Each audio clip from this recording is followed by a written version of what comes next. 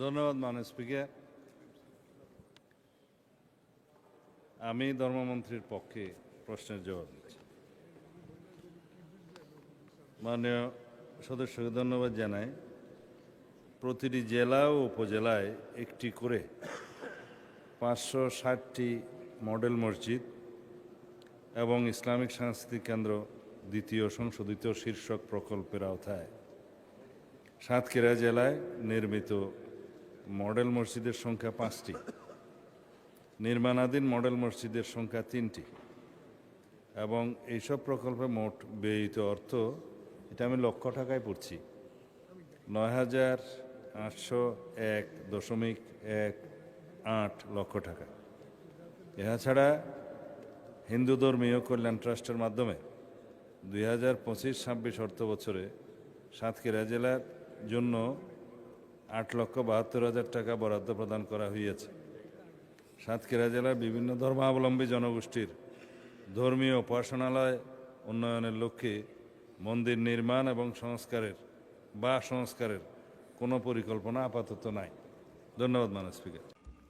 ধন্যবাদ মাননীয় স্পিকার। আগের উত্তরেই বলেছি যে সাতক্ষীরা 2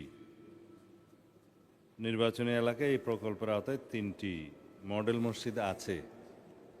জেলা মডেল মসজিদের জমি পাওয়া যায়নি, মাননীয় সদস্য যা বলেছেন।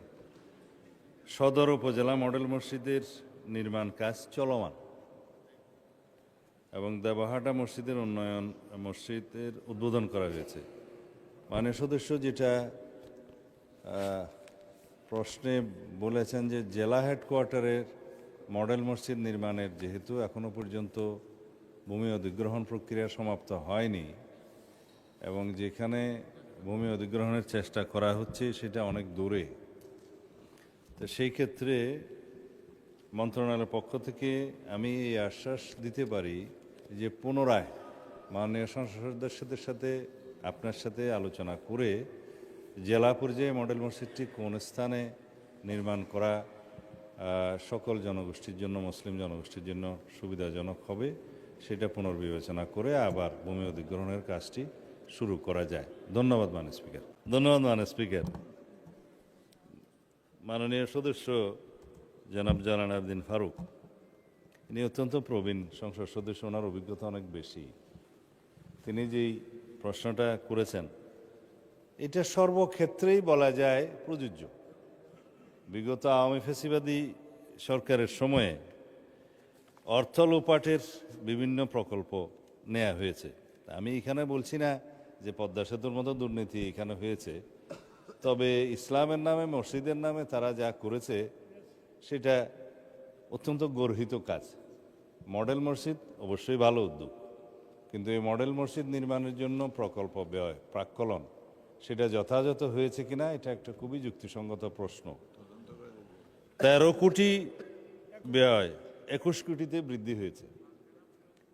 দেবপ্রিয় ভট্টাচার্য সাহেবের যে হোয়াইট পেপারটা প্রকাশিত হয়েছে, আমি কয়েকদিন আগেও বাজেট স্পিচে বলেছি, তাতে এরকম মেগা প্রকল্পে মেগা দুর্নীতির জন্য মেগা বাজেট করা হয়েছে এবং সেটা সময় বৃদ্ধির ক্ষেত্রে 5 বছর থেকে 7 বছরও সময় বৃদ্ধি করা হয়েছে। আর প্রাক্কলিত ব্যয় কয়েক গুণ বৃদ্ধি করা হয়েছে। দুর্নীতি করার জন্য প্রাক্কলনের মধ্যেই আগে ঢুকেছে, তারপরে দুর্নীতি হয়েছে, সময় বৃদ্ধি হয়েছে, ব্যয় বৃদ্ধি হয়েছে, তার উপর এখন 13 কোটি থেকে 21 কোটিতে কিভাবে গেল?